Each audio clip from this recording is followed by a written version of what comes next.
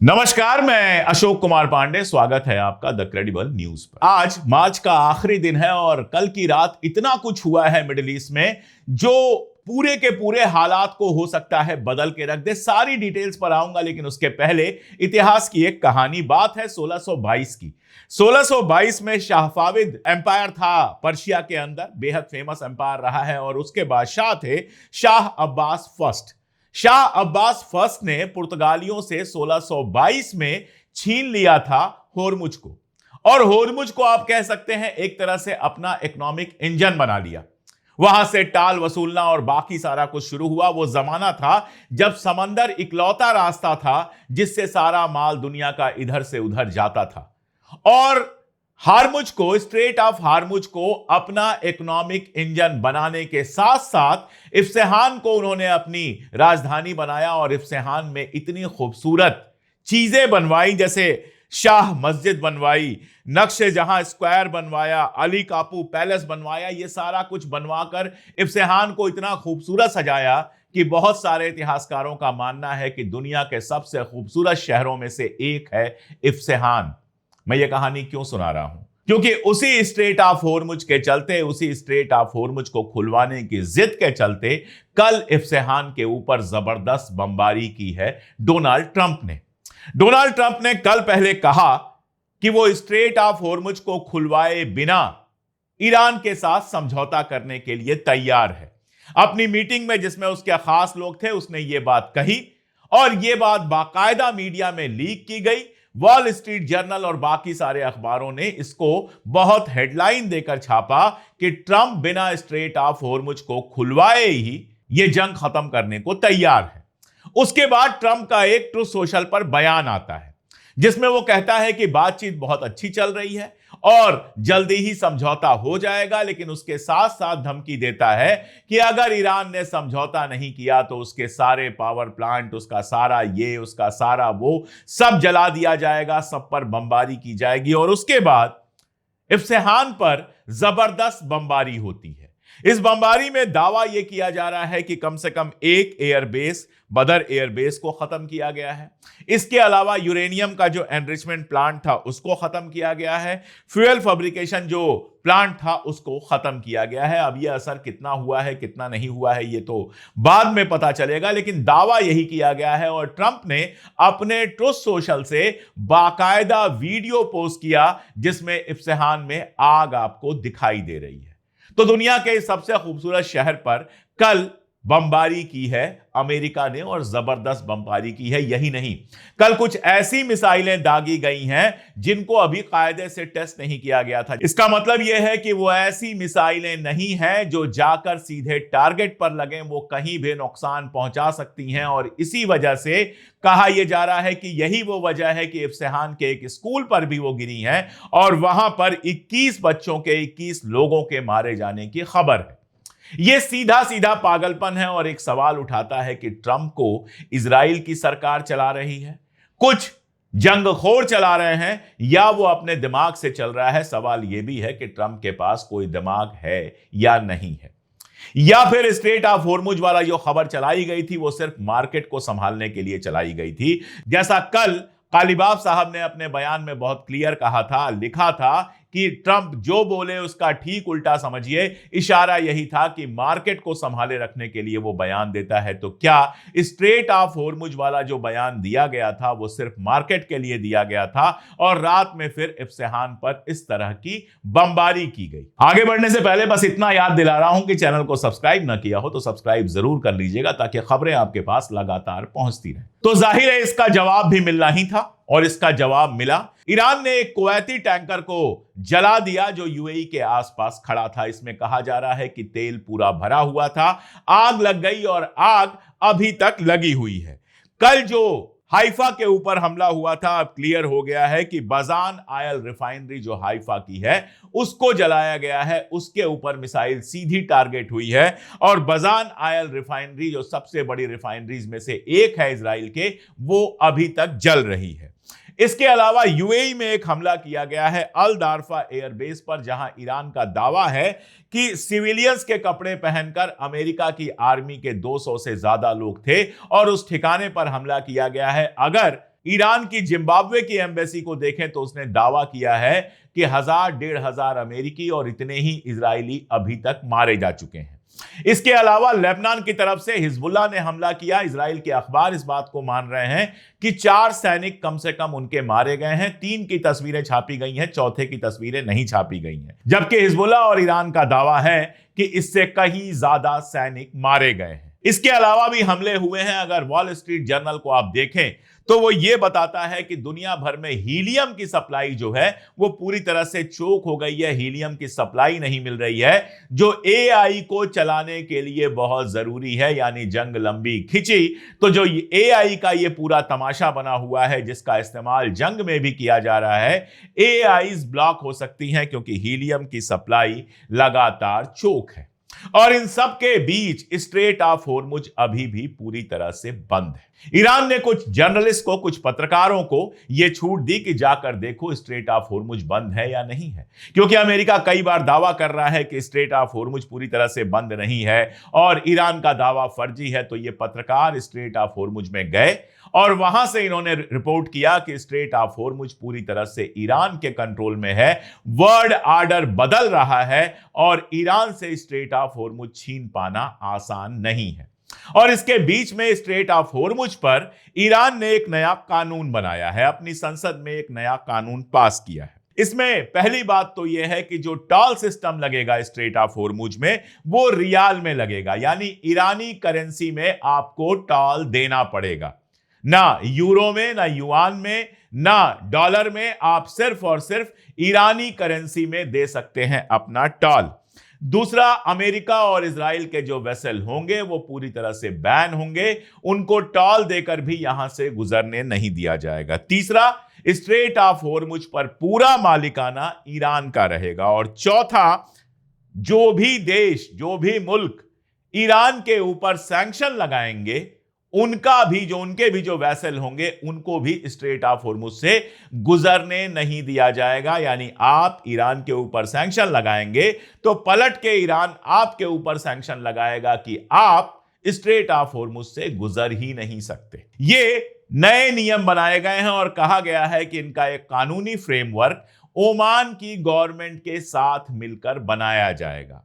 जो लोग middle east के नक्शे से परिचित हैं, जानते हैं मिडिल ईस्ट के नक्शे को, वो इस बात को जानते हैं कि स्ट्रेट ऑफ होर्मुज के एक तरफ ईरान है और दूसरी तरफ सी ऑफ ओमान है, यानी ओमान के नियंत्रण वाला, ओमान के कब्जे वाला इलाका है। तो जाहिर है स्ट्रेट ऑफ होर्मुज पर जो भी नियम बनेगा उसमें ओमान को भी शामिल करने की बात कर रहा है ईरान।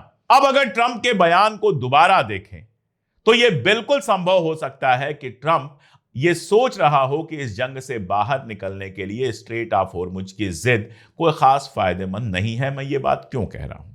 क्योंकि कल मार्को रूबियो का भी बयान आया है और मार्को रूबियो कोई ऐसा दूध का धुला नहीं है। आप जानते हैं कि वो इजराइल के उतने ही करीब है जितने बाकी लोग। उसका जो बयान आया है, डिफेंस सेक्रेटरी मार्क रूबियो का जो बयान आया है, वो क्या कहता है? वो कहता है हमारे 4 एम हैं इस जंग के। वैसे तो ईरान और इजराइल के जो असली एम थे रेजीम चेंज से लेकर, मैं बता दूं कि ईरान में कोई रेजीम नहीं है, ईरान में कोई खानदानी शासन नहीं चल रहा है। रेजीम तो सऊदी अरबिया में है, रेजीम तो बाकी सारे अरब मुल्कों में है जहां एक खानदान कब्जा करके बैठा है पूरे मुल्क पर।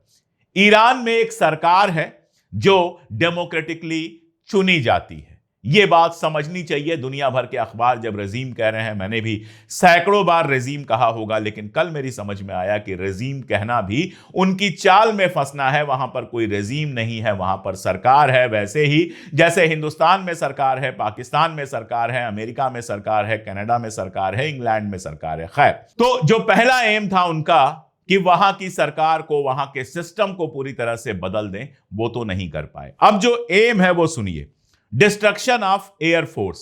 ईरान के पास कभी बहुत मजबूत एयरफोर्स नहीं रही है। ईरान ने कभी एयरफोर्स डेवलप करने के बारे में सोचा ही नहीं। खैर, दूसरा डिस्ट्रक्शन ऑफ नेवी।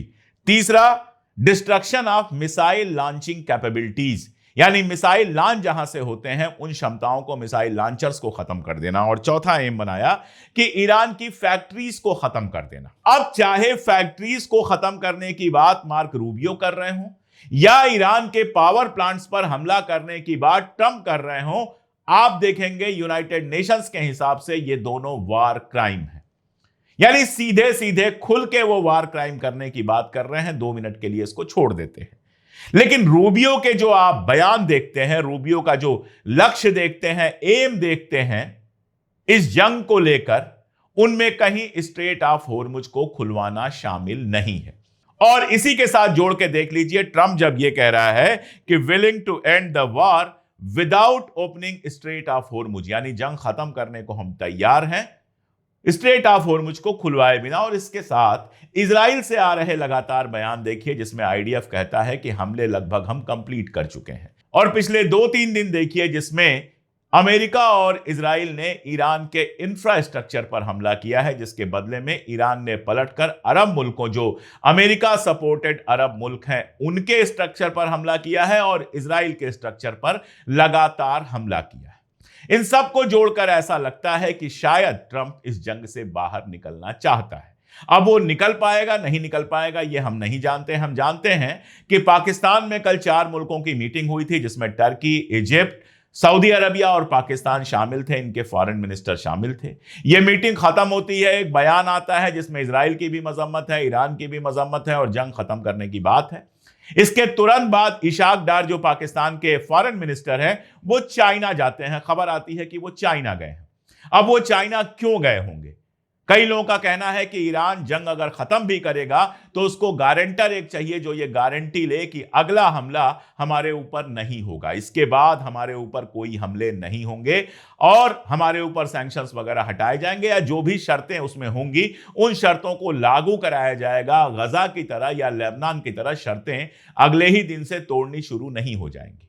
यह गारंटी चाइना ले सकता है। एक बात तो यह हो सकती है कि इसके लिए इशाक डार गए हों कि अगर इन शर्तों पर बातचीत होती है और कोई डील होती है तो क्या आप उसकी गारंटी लेने को तैयार हैं।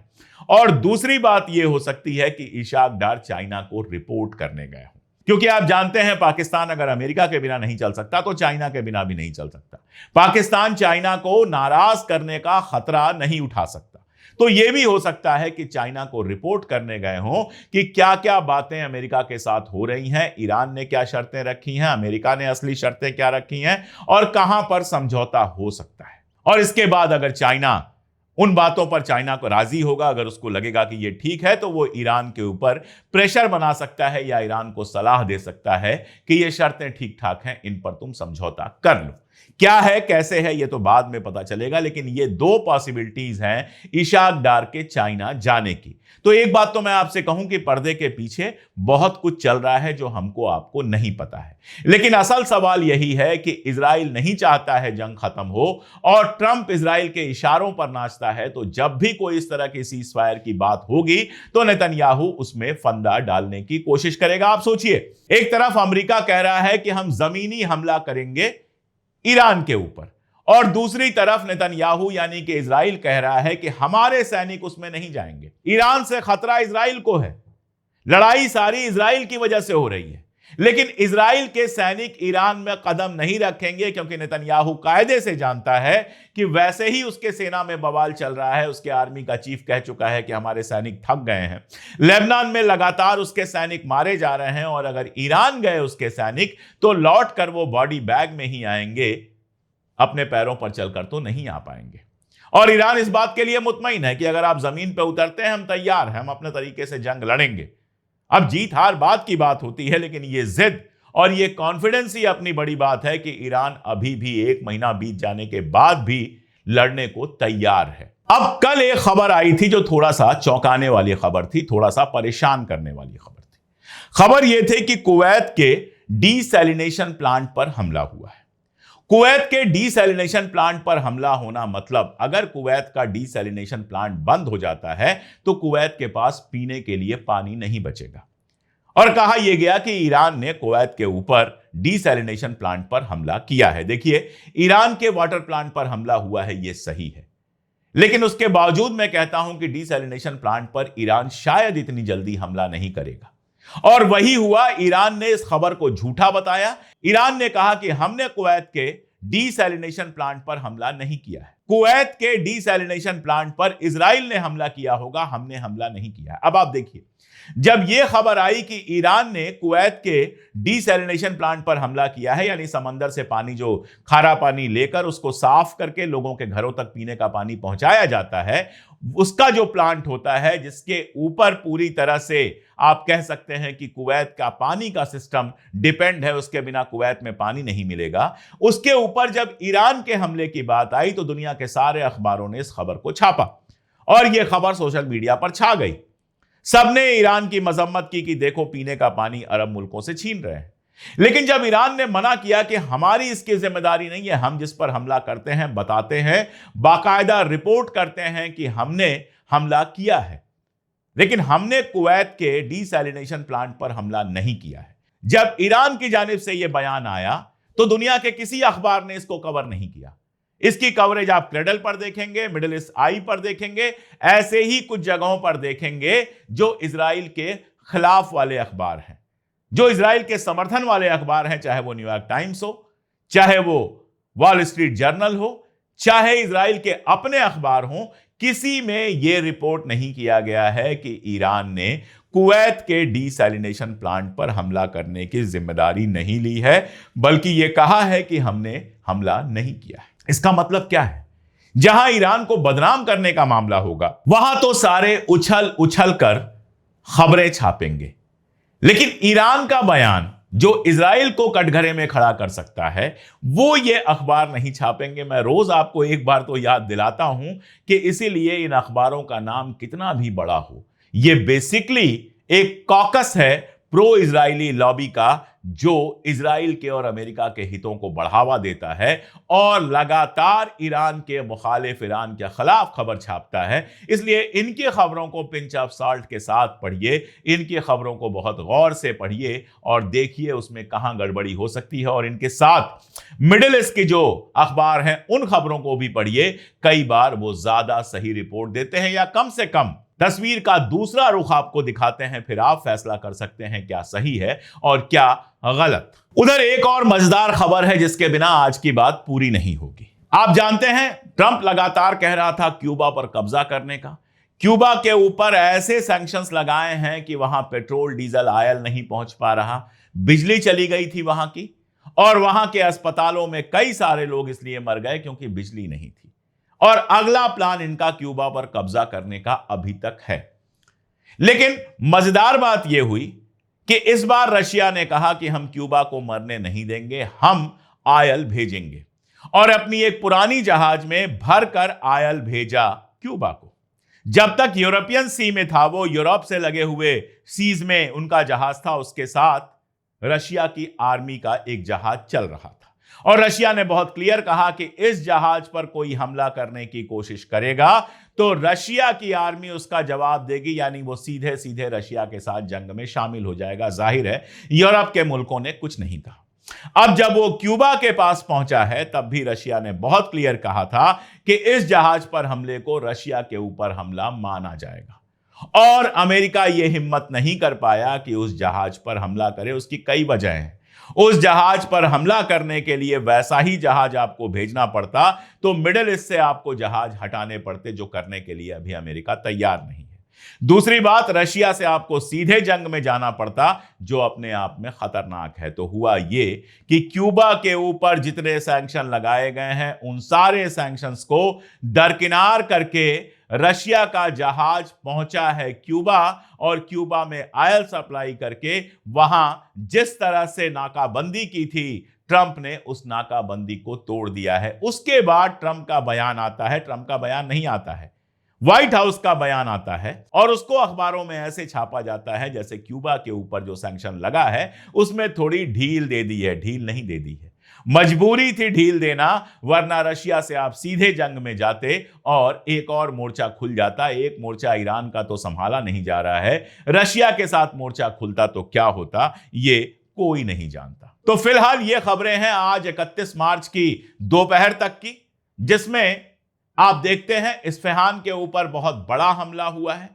कितना नुकसान हुआ है ये हम बाद में देखेंगे। उधर हाइफा जो इजराइल का पोर्ट है उसके ऊपर हमला हुआ है, वहां भी जबरदस्त नुकसान हुआ है। अब यह खबर आ रही है कि वहां पर बाजन ऑयल रिफाइनरी जो इजराइल की सबसे बड़ी रिफाइनरीज में है वो तकरीबन जल के खाक हो गई है। इसके अलावा कुवैत के एक जहाज को उड़ाया गया है और ट्रंप अब यह कह रहे हैं कि बिना स्ट्रेट ऑफ हॉर्मुज को खोले ही जंग से बाहर जा सकते हैं। अब ट्रंप के कहे पर कितना भरोसा करना है यह तो आप खुद डिसाइड कर सकते हैं, लेकिन जंग 1 महीना खत्म होने के बाद भी फिलहाल लगातार एस्केलेट करती हुई नजर आ रही है। इसके असरात सारी दुनिया में देखे जा रहे हैं। आगे ये जंग किधर जाएगी इसी से तय होगा कि दुनिया का फ्यूचर, दुनिया का भविष्य कैसा होगा। आज के लिए इतना ही, बहुत शुक्रिया।